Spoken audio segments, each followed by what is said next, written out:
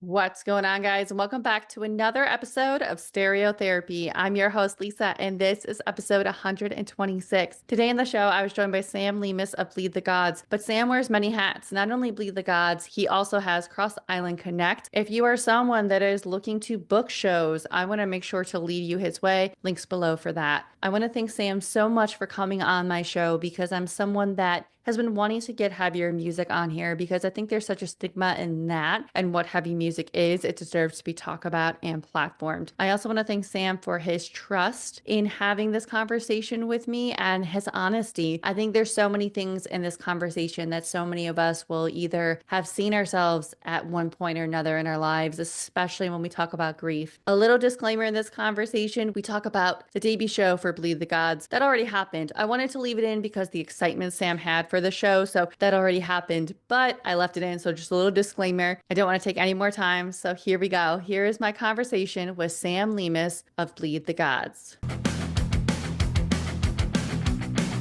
That's it. Yeah, thanks for having me. You know, it feels good. I've been watching your show for a little bit on Instagram, so I love what you guys do, and it's just incredible. Thanks for having me on here.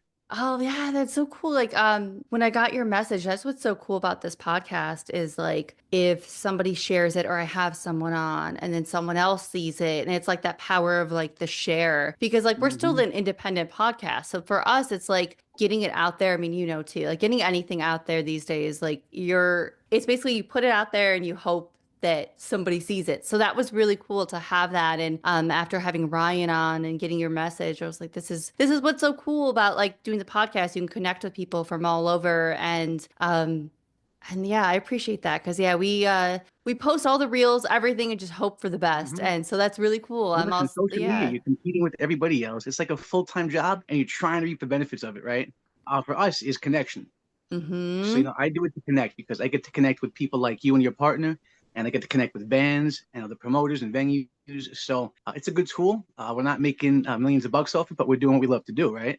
See, that's the number one thing too, is I tell everyone, because some people ask me like if they don't really know or even check out the podcast, they're like, hey, how's your your podcast going? Are you monetizing yet? I was like, first of all, no. But also I was like, I don't want to be that podcast. I have that fine line of like, I don't want to be that guy with like some ad in the middle of it of you're listening to a conversation and then, oh, yes, would it be nice like to make that my full time? 100%. But like, I don't want to be that annoying person either. Like here, here's Athletic Greens or whatever they do. Like, I want to be genuine. Like maybe if it was something cool, right? Like if it was something like, I don't know, something to do with music, maybe, but I'm like, I don't, and then annoy people, you know?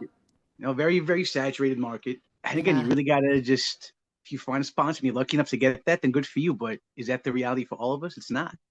No. You know, that's okay. Because like I said, we do it for the love. You do it for the love and you do a damn good job of it.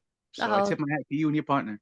Oh, thank you. Yeah, I know. Just she couldn't be here. And I was like, you know what? I'm just going to do it because I hate canceling. I don't like doing that. And I was like, I'll just do it. So I appreciate that. Obviously, you know, if you've listened to it or know, like our first question is bringing it back to those early days for you and falling in love with music, whether it was a time, a place, a record. What was it for you that you were like, okay, this is really special. This is more than me just like turning on the radio and listening to music. So I think when I was younger, I was lucky because I grew up in a very diverse household, Latin family, number one. So I had the Latin roots.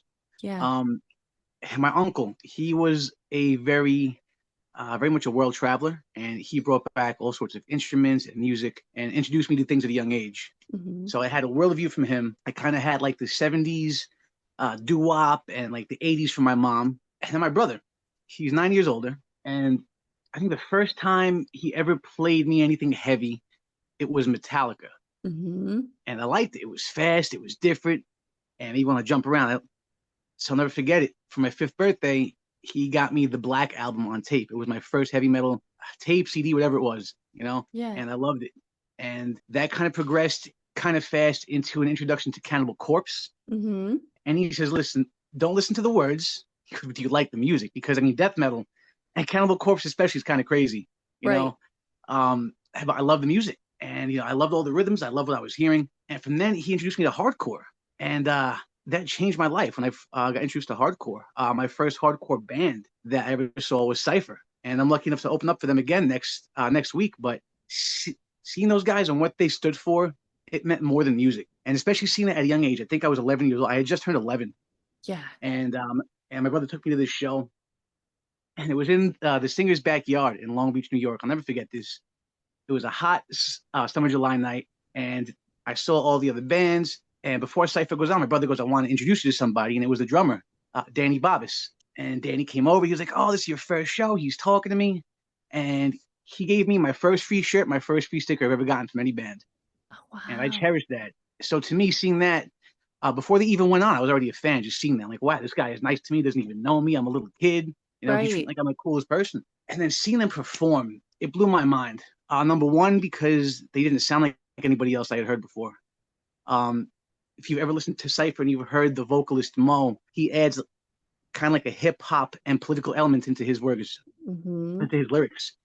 And I was standing there watching this guy just so dumbfounded because I felt like he was speaking about like my family and like my people and Mm-hmm. a struggle that people go through, growing up being a minority or growing up being an African American or a Latino. Yeah. And it kind of hit me. And then the energy though when they played between Mo, Chris, and Danny, and at the time they had a bassist Jay. Seeing these guys jump around, I fell in love. I got into my first mosh pit, and that's history. I took it from there. I love it. But if it wasn't for that band, I don't know if I'd ever really fall in love with the music the way I did. So Yeah. I thank my brother for that.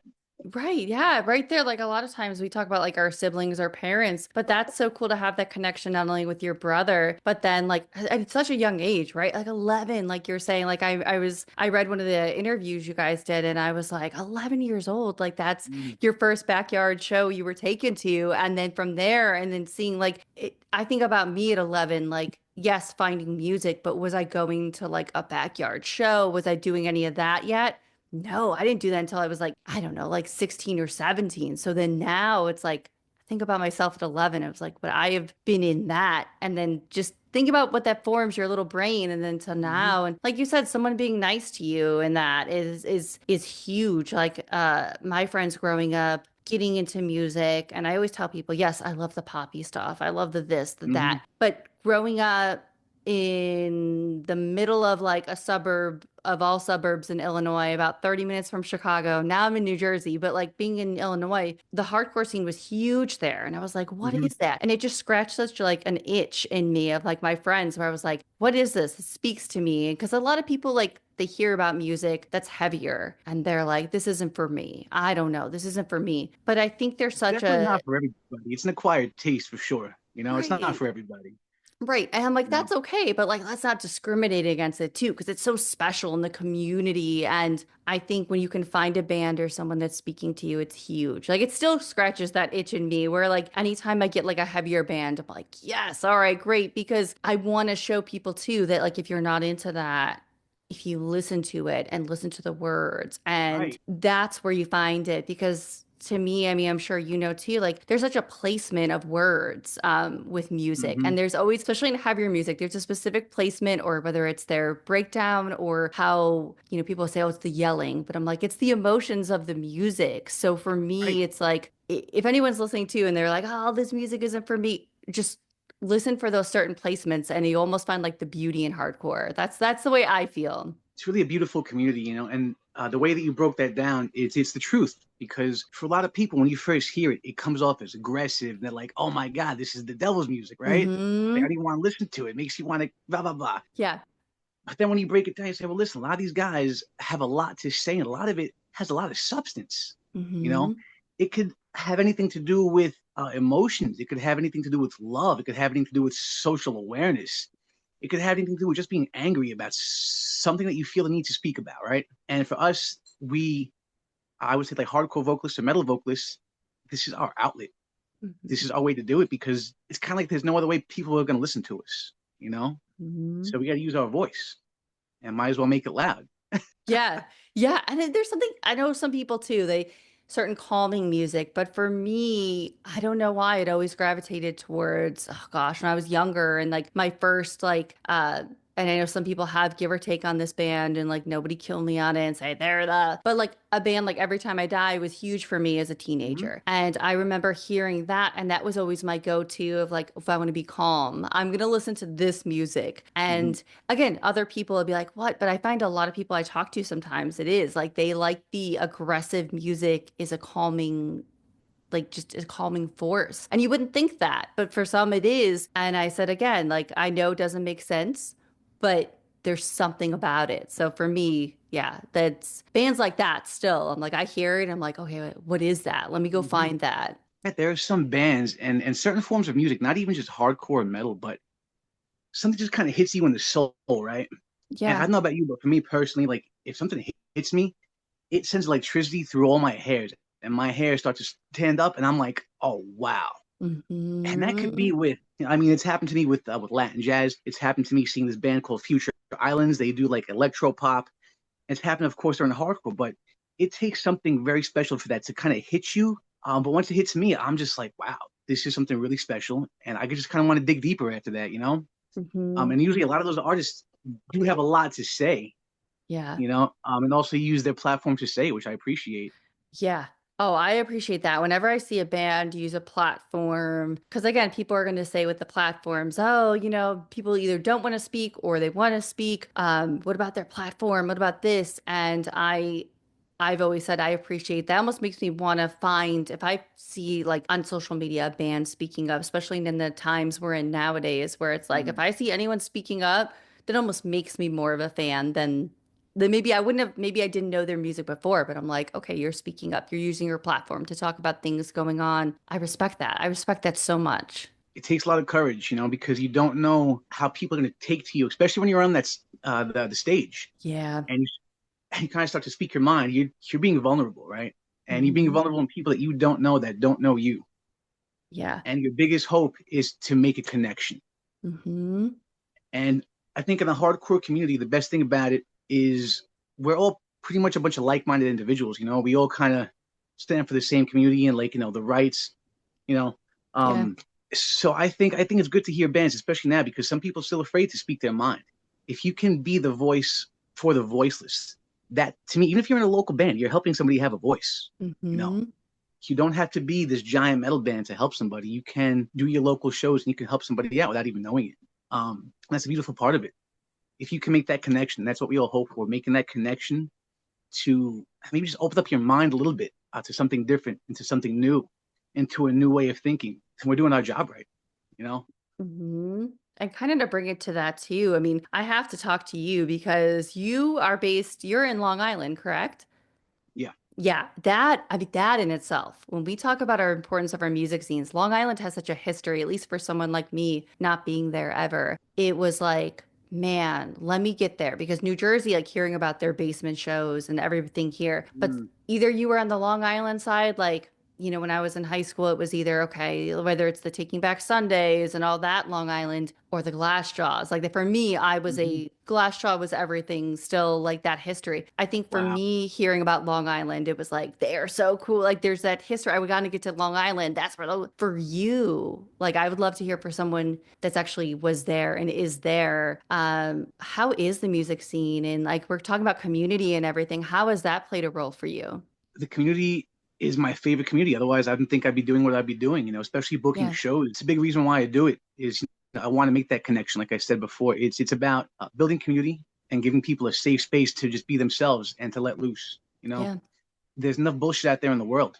Yeah. So if we can provide that space of people just to be themselves and forget about everything for 2 hours and listen to music and go nuts, then it's great. And I feel like that Long Island has always been like that. I remember when I was younger going to these VFW shows, and there were 400 or 500 kids there, right? And they have these tables with AIDS awareness and all these social awareness things for what was going on during the Iraq War in the '90s and everything, Yeah. and bringing all these things to light and doing these fundraisers for someone who lost their mother or their car got stolen or whatever. So it was always about helping community and helping each other out here on Long Island, which is what kind of drew me to it even more. And then all the talent.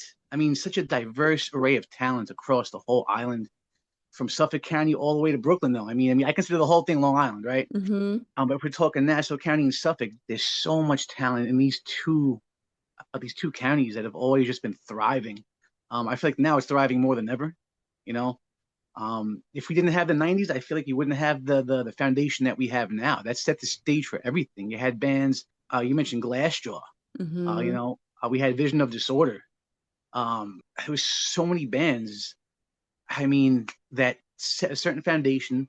They kind of set the mold as to how you should carry yourself, especially being from Long Island. Like it's kind of like a big torch to carry. I feel like Mm-hmm. there's a lot of history here. Especially in the punk scene. I wouldn't have hardcore without punk. So it's like if you can look at that and know your roots and honor those roots, just keep on building on that community. Building on that legacy that they left for us. It was never about making millions. If you ever got to that level, great, good for you. Everybody applaud you, but it was always about building that community. You know, Mm-hmm. always respected that. Yeah, it's huge. It's like that's the thing for me. I tell people because again, I see it a little bit on TikTok at times, and it's either a great tool or sometimes that, and I try not to engage with the stuff. I'm just like, oh, that's not what hardcore is. Because for me, it is the community and helping each other. And when I see people try and say it's something it's not. Whether that's a certain mindset. And I'm like, those aren't the values that I knew that I had with my scene. And that, like, you're not, and everyone's at each other's throats about that. And they have their Mm-hmm. opinions on what the new hardcore is or what's not and what's acceptance. But I'm like, the community for me was people belonged and the people that Mm-hmm. felt like they had a place like we're talking about. And I don't think some of the kids nowadays they get a little offended about it. I feel like I see certain bands out there maybe preaching certain things, and I'm like, that's not really what hardcore always was to Mm-hmm. me. And kind of the values I have today are because of those rooms, whether it was a punk venue or a Right. hardcore venue. It was like, that's what instilled in me. And like, I love my mom, I love my parents, but it was the music, those scene, the community that taught me everything I stand for today. So I can't imagine growing up in Long Island and hearing what you're saying, where they had like the tables for like AIDS. I can't imagine like I probably had it and maybe I just don't think of it, but I don't think it was on that level. So that's pretty amazing. I kind of set the stage for what I do now. Like when I book my shows now, I kind of want to create some sort of social awareness with something. Like I do a bunch of fundraisers. So the last fundraiser I did with my buddy in Otter House Studios, we raised money for the National Organization for Women, Hmm. and we raised $2,000 for them over the course of 5 shows, 4 shows. Oh, You know, wow. and that organization, they help educate women. They help them overcome anything from sexual abuse to um, mental abuse if they were being trafficked, finding them job placements. They help minorities. They help out the LGBTQ communities. You know, so we really felt that was a good thing to do, and it's one thing I do at least 2 or 3 times a year. Try to do a fundraiser. To bring awareness to something that's important to me and to the people around me. You know, Hmm. um, especially in times like these. You can't be afraid. So that's one thing I feel like I stood up for. And the next route I'm going to do a little fundraiser for migrants, probably around October, November, once I'm done with school, and just want to help my people as much as I can. Oh, I love that.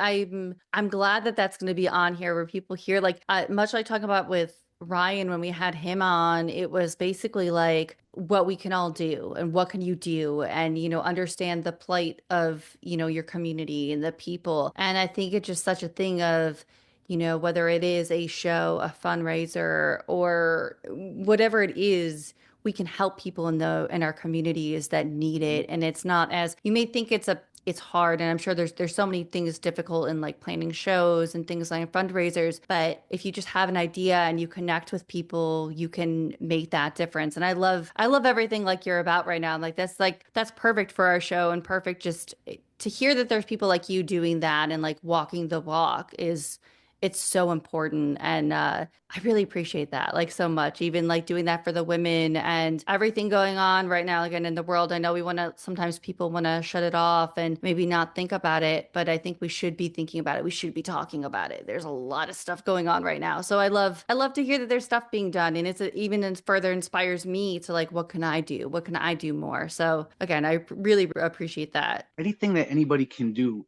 it's going to help. It doesn't matter how small it is. You can make a phone call. You can write a letter. Yeah. You can donate your time somewhere and just do some community service at some church or someplace. To help people. every little bit counts. Every little bit helps. It doesn't have to be huge. It doesn't have to be donating money. So that is one thing that I like to keep people aware about. Um, so usually at my shows, I have my friend Robin. She comes down and she runs the Long Island chapter for Punk Rock Saves Lives. Oh, So what wow. that organization does is they provide mental health resources. They provide free Narcan if you need it. They provide uh, suicide hotline numbers.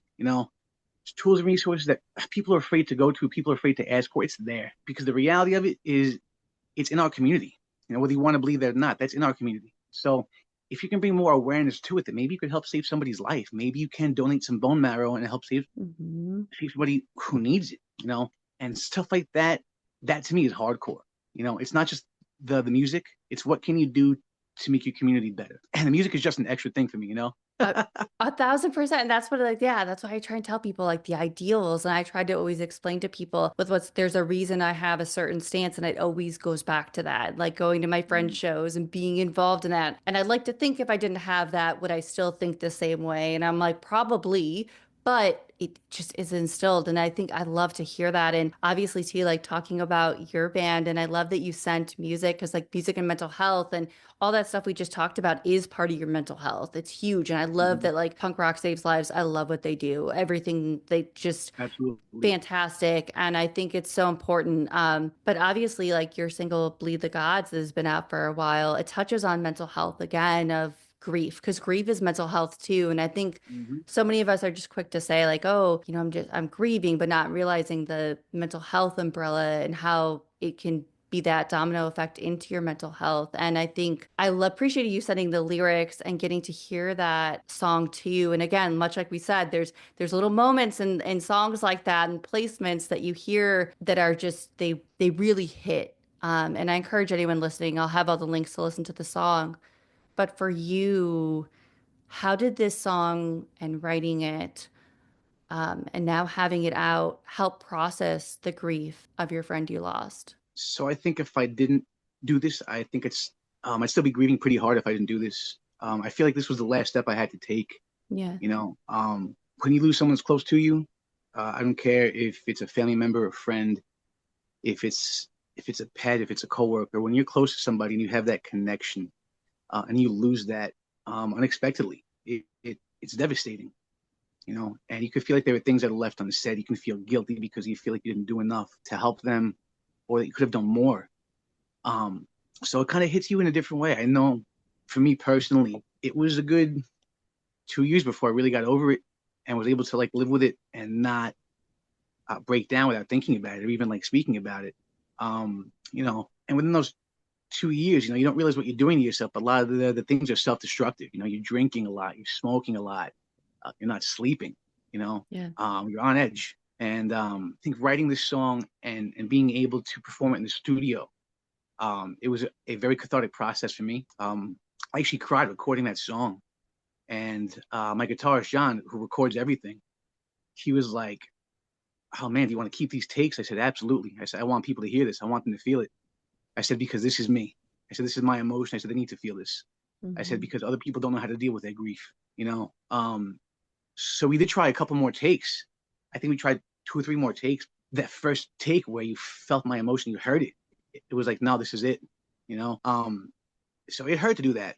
But after that was done, I think I could finally take a deep breath and accept it and finally move on, you know? Um, because it's always going to be there. That pain's always going to be there. But you need to know that, from my perspective, I don't think it's the end.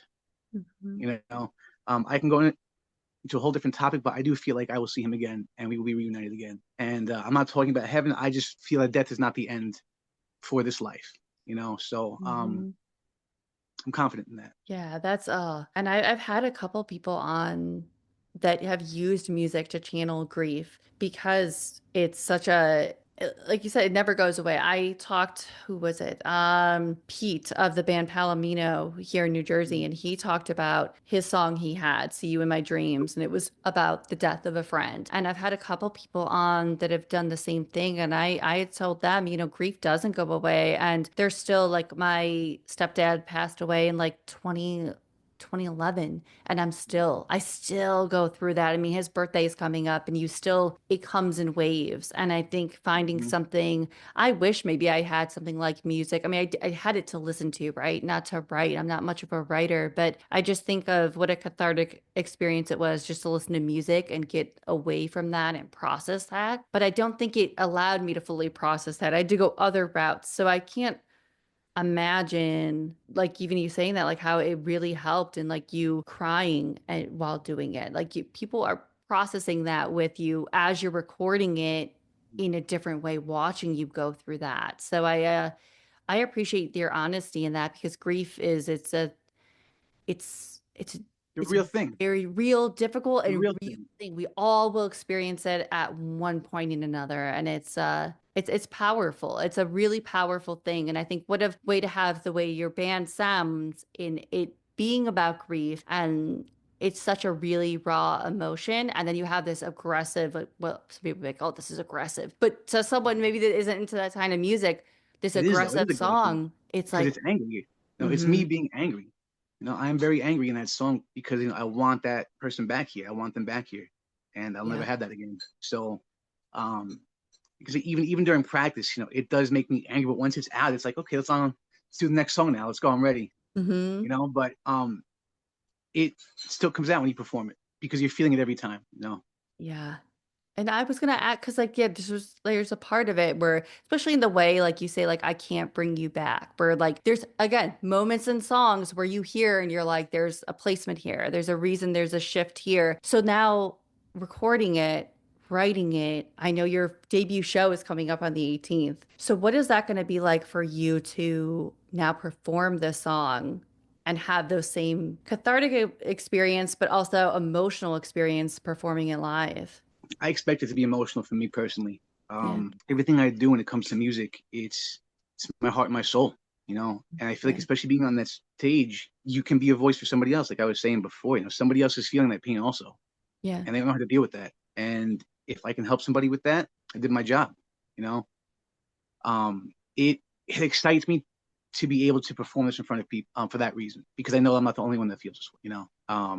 So I'm excited. I can't say that I'm really nervous. I really want to share it with everybody. Is what I want to do. Yeah, that's I can only imagine it live, like hearing it, what that's going to be like in that room. And I think it's just that's what's so powerful about music, is that connection where somebody can be like, there's so many bands I've seen, whether it is on a local level or a large level, where I will see them live and see that live and feel that and be like, whoa, that again, just connection through music and the performance and me being in the Mhm. crowd. So I will have to check Instagram. I can't make it obviously to that show, but I will be watching on Instagram. Hopefully someone gets a video and like I can see I was gonna say if that. you could make it, I'll put you on the guest list if you could make Oh it. my gosh. Oh, I wish, of course, I've got like it's wedding season. I've got Oh yeah. oh gosh, but that will be on my list to get out there because I would love to. And you also sent, obviously, like there's a song that's in the works, Dead Strange, which is Mhm. also mental health, which is perfect. You're here with me with music and mental health, and it touches on mental health. And I think it's such a vulnerable thing to put out there because men's mental health is so, like, we talk about stigma of mental health, men's mental health is so just, I think that's not saying it's not all important, but men, I think they have such a difficult time for what I see in the men in my life, and getting vulnerable about that. Again, do you think that's going to help and hopefully help more people maybe be more honest in their mental health? That is a hope of mine. Hmm. It's hard to come to terms with a lot of things. Um, things that you fuck up. Yeah. We don't make the best decisions in life sometimes, and you have to deal with your own consequences. And it affects you. You know, and it could affect you in the worst way, or it could teach you something, right? Yeah. I feel like if you let it affect you in the worst way, that turns into depression, that turns into anger and sadness, which I mean, it's happened to me. Hmm. Especially because you feel like you don't want to speak about it. Being a man, you're told that you can't show emotion. It's not right. Be a man, you know. So to be able to speak about it, it feels good. At the same time, it does make me a bit nervous though because it's tough to do it. It's tough to even Yeah. speak about things. It's not easy. The goal right now is to really be able to be accountable, right? Be accountable for my actions, be accountable for my emotions, and learn how to process things in the proper way, and not be let's not give the energy into something negative, because if you don't deal with these things, they kind of sit and they fester and they boil into different emotions. And it depends on the person, but that could turn into self-destructive behaviors, Yeah. that could turn into depression, that could turn into something deeper than that. And the deeper you go, the harder it gets to get out of it. You Yeah. know, if you can't speak to somebody, whether it's a friend, a family member, a therapist, I mean, try writing it down, but you have to let things out. If you don't let it out, I can tell you firsthand, it kills you. Hmm. It just sits there, and at one point, it's going to explode, and it's going to explode in the worst way possible, and that could affect you in ways that you didn't think it would. But if it's one thing I've learned recently through doing therapy, it's you have to hold yourself accountable. If you can't hold yourself accountable, you can't deal with these things properly. Yeah. And you can't process emotion properly. So you got to be accountable, and you also have to learn how to communicate. I think that's my hardest thing is communicating. I'm still learning that. This for me is very helpful. It's just very, very helpful in my process to be able to do something like this and be vulnerable with a stranger. Hmm. It's hard. Especially knowing that this is going to be out there, people are going to be watching this. Yeah. I feel like they should hear this because there's a stigma with mental health, with men's mental health in general, also that it just should not even be there. You should man up and move on or do what you have to do to be a man, and suck it up. And I say fuck that Hmm. because Hmm. you do that and it's going to come out in terrible ways. Oh, and that's the thing too. I think so many, like that's got to be one of my clips. So many guys, and I know even in my life that, I'll see whether it's cousins or just friends of my fiance's, I'll see them and it's like you can tell. I'm like, there's something there. Mm-hmm. And, a lot of times you're like, oh man, I wish like you as guys would be there for each other and talk about instead of just tabling it and doing that and just moving along and this and that. And I know you never want to push because that's never the thing, but it makes me sad that when I see that, there is that stigma to where they think, oh, well, this if I open up, I'm kind of being like a pussy or I'm this and that. And it's like, Mm-hmm. no, you're not. Like, it's so important. And I think that that's one of the things I know in my relationship with my fiance has been in our like years together. It's been like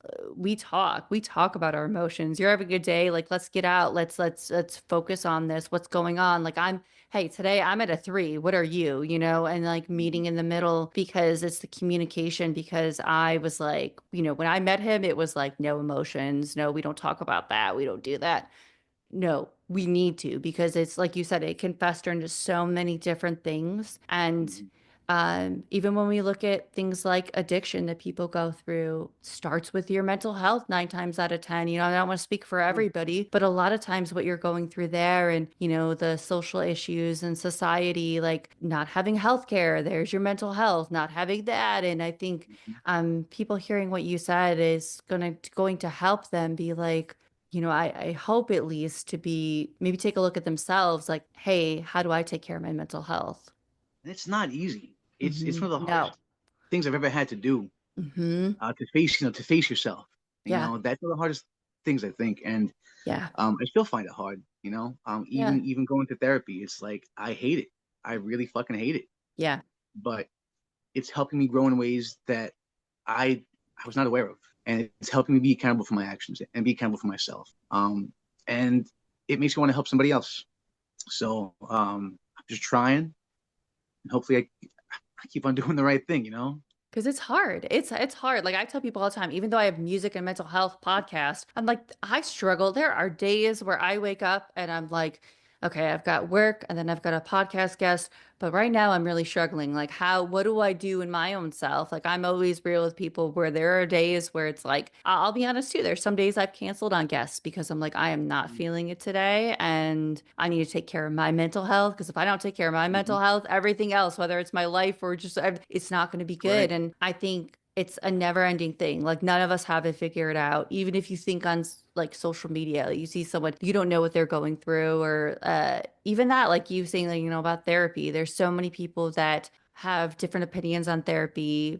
whether they found a therapist, they don't mesh with the therapist, they have to find a new one. It takes a couple to get one right, and the cost of it, it's a Hmm. real thing. Like nobody sometimes likes to sit, like you said, like, holding yourself accountable. There's things I've done where in my mental health where I'm like, yeah, I was an asshole there. I was not good. I was not my best self. I wish I could, but now I have to learn from that and like figure that out in my own mental health. Like I am not exempt from, or no one is exempt from that, Yeah. and taking a look at themselves and be like, you know what?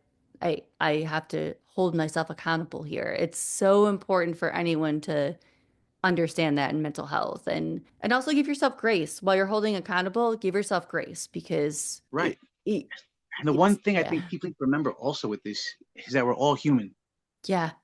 and the human mind is one of the most delicate things, and we don't realize it. The slightest thing can just make you snap. And it's better if you really feel your emotions and speak about them, because you can process things better that way, and then you can actually learn something about yourself, and you cannot be as reactive. Like myself, I was a very reactive person, and even to the littlest thing. But now I'm Mhm. learning to take a step back and kind of process things better, and not be so quick to be defensive, or kind of like, like, oh, take a step to process. It's like, okay, well, did I do this, or am I feeling this? Why am I feeling this? Just kind of deal with it, and like figure out a solution for it. It's not suck it up. It's like, okay, I feel it. It's okay to feel it. Don't bury it. you know so it's one thing I can say to people is don't bury it. Mhm. Feel it as deep as you need to, and process it however you need to, whether it's with Yeah. a friend, therapy, if you need to write, if you do art, speak your pain in art. Speak what you're feeling through your art. For some people, if you can't speak about it, let your art speak for you. You know, Mhm. and that could be poetry, that could be drawing, that could be painting. Find a way that works for you. Yeah, that's so important. I think a lot of people don't understand maybe like how something like art, like in any form, like whatever it is, like you just said, like then be such a thing, because that's actually like when I started this podcast, I was going through one of the hardest years ever.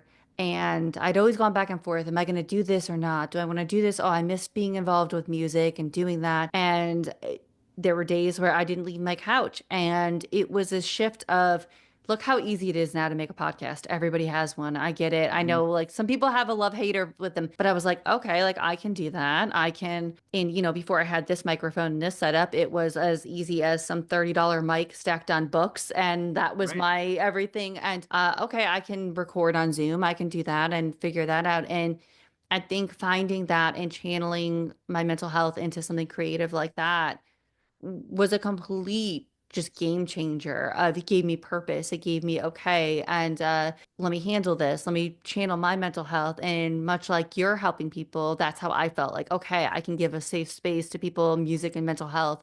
Music helps our mental health, whether you're writing it, listening to it, Mm-hmm. going to see it, that's listening to, but still, like any aspect of it, it's there and there's that connection. So I can definitely resonate with that and tell anyone find something creative, or even if it is like, or even journaling, that's creative too. Maybe don't think about it, but sometimes like you said, like Mm-hmm. don't bury it. I was a barrier. I buried everything all the time. I was like, I got it. I'm So did I. strong. I'm tough. The best thing is when people are like, you're strong. You're so strong. And I was like, how am I strong by not telling and talking to someone about that? That's Mm-hmm. strength, is reaching out to somebody, not sitting there and just, you know what, let me just bury this. I don't need to talk Right. about it. So I think it's really important if people hear that for sure, because it's I know it's easier said than done, but there is somebody, even if you think you don't have anyone, there is somebody to listen to you. Yes. Yes, there is. And one thing I got to say is, I'm very thankful for my wife. She, I don't know how the fuck she deals with me. I love her. I know what she's doing with me, but she is a big part of this process of my growing process. And she stuck it out with me, and she is a rock.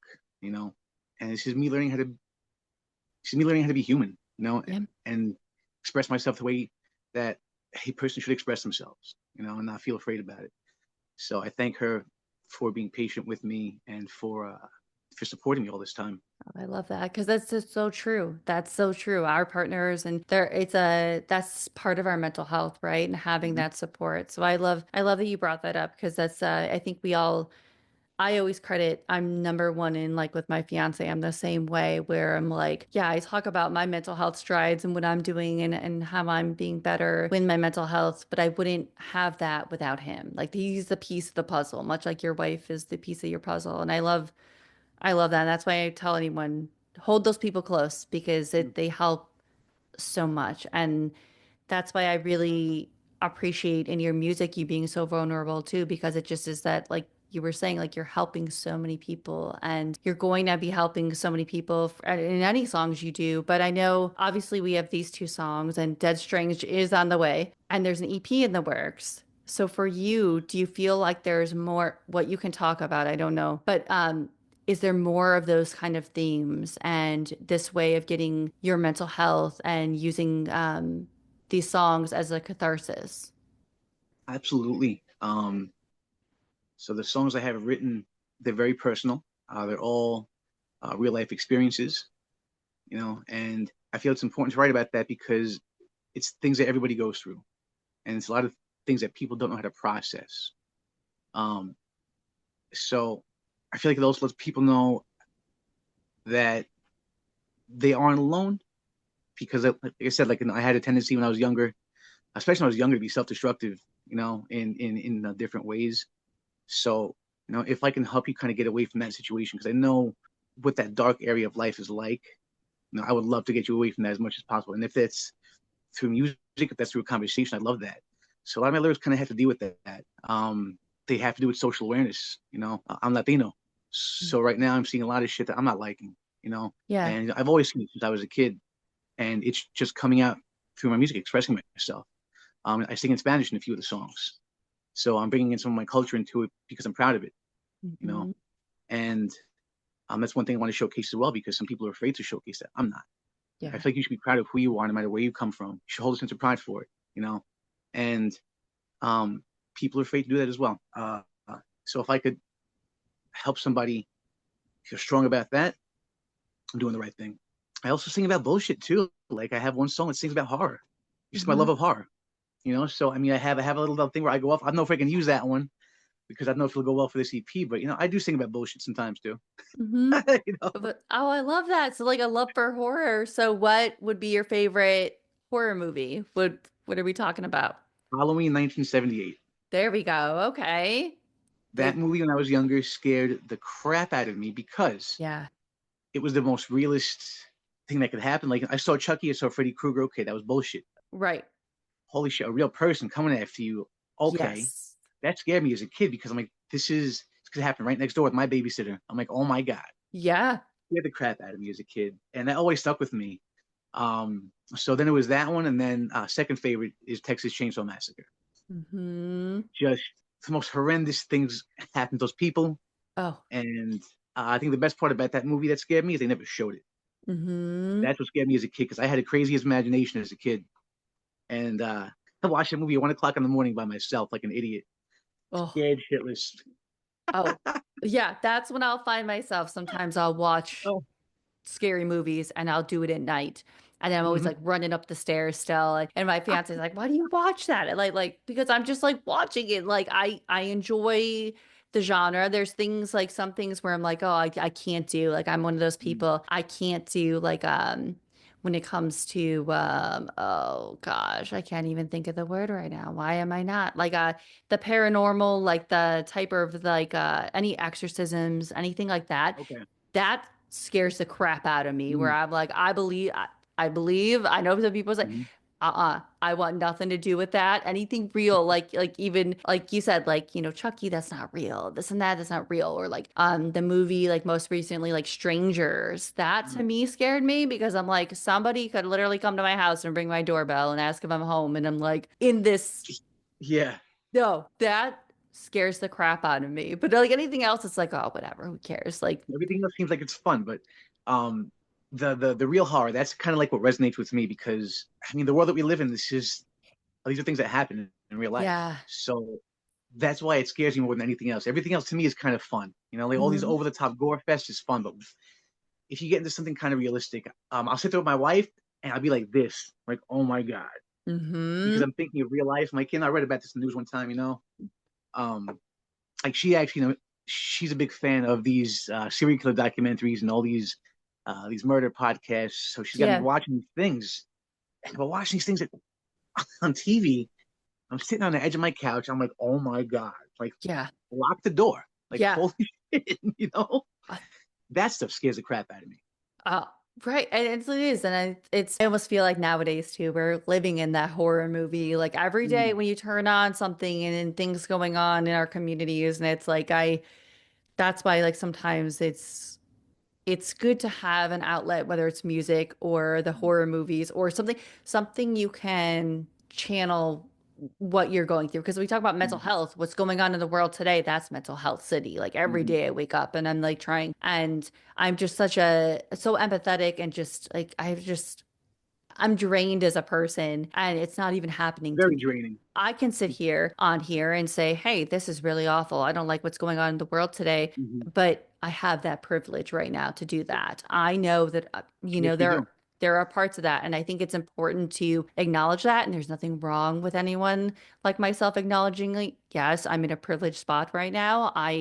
But I can use that to speak up for those in my community that are under attack right now. So I really appreciate again like you speaking up on things like this because again, some people don't want to speak up on that, and I really appreciate that.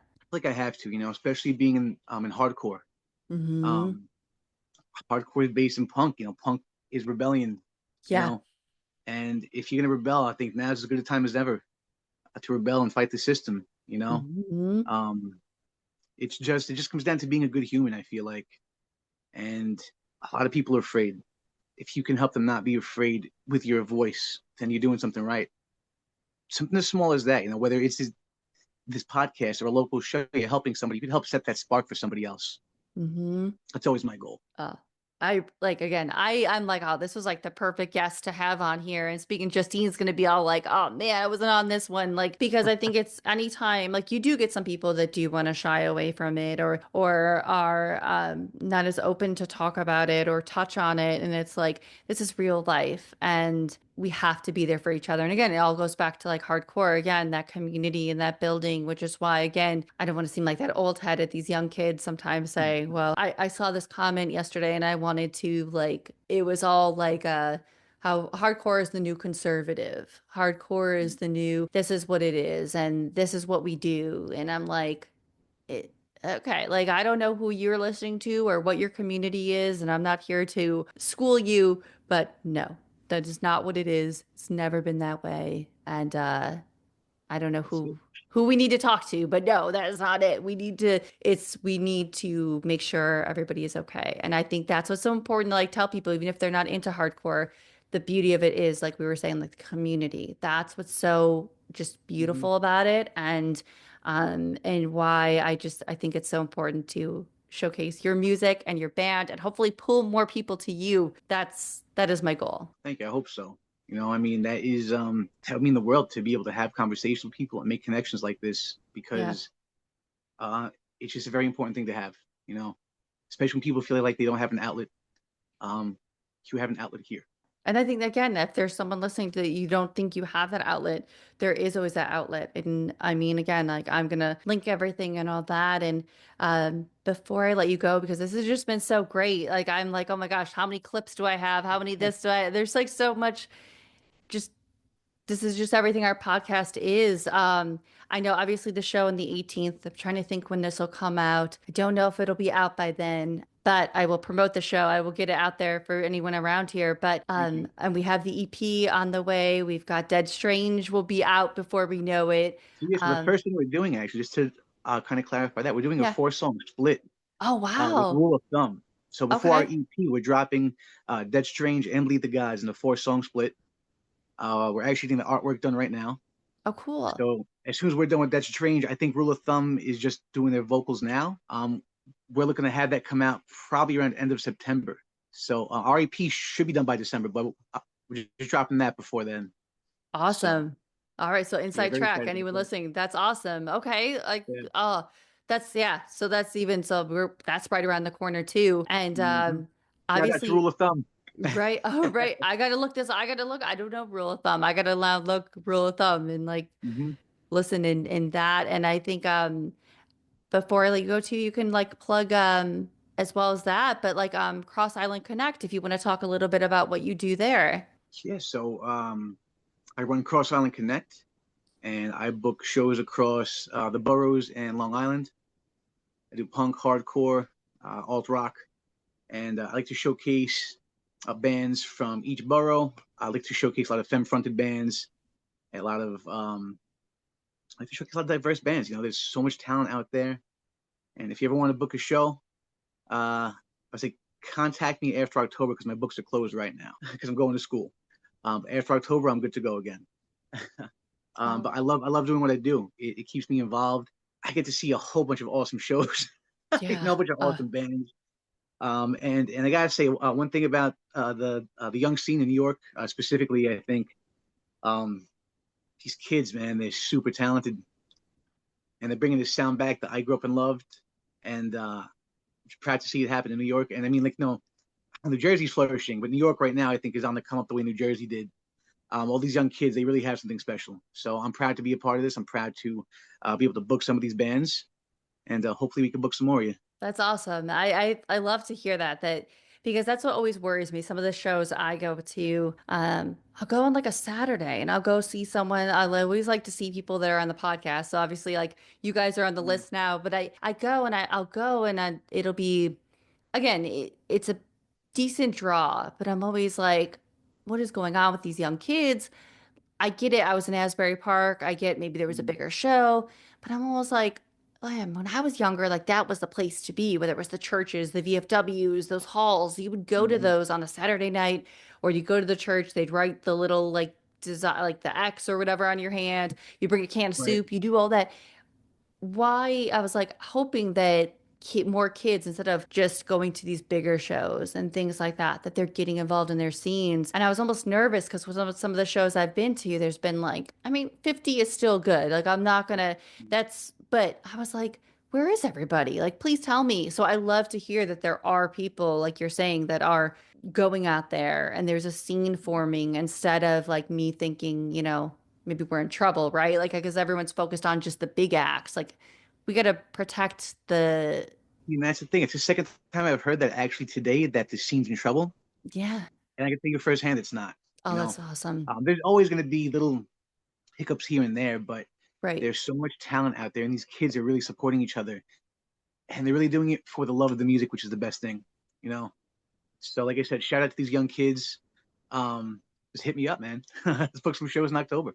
Absolutely. But this has been so great. I'm It's been already amazing. like into where I'm like, I already was excited about the conversation and then having it. And now I'm like, all right, like this has just been exactly what our podcast is. So I appreciate you reaching out and that way we could have this conversation on there. Thank you for providing the space. I do appreciate that as well. You know, it's important to me. Like I said, to be able to share this, and just thank you means a lot. It means a lot. Again, thanks again. I mean, this was amazing. Great experience, and Awesome. hopefully I can come on another podcast at some point. Oh my gosh, yeah. I got a lot to talk about. Trust me. And all right, guys, that was my conversation with Sam. Again, this was a really important one for me. Hardcore music was really important to me.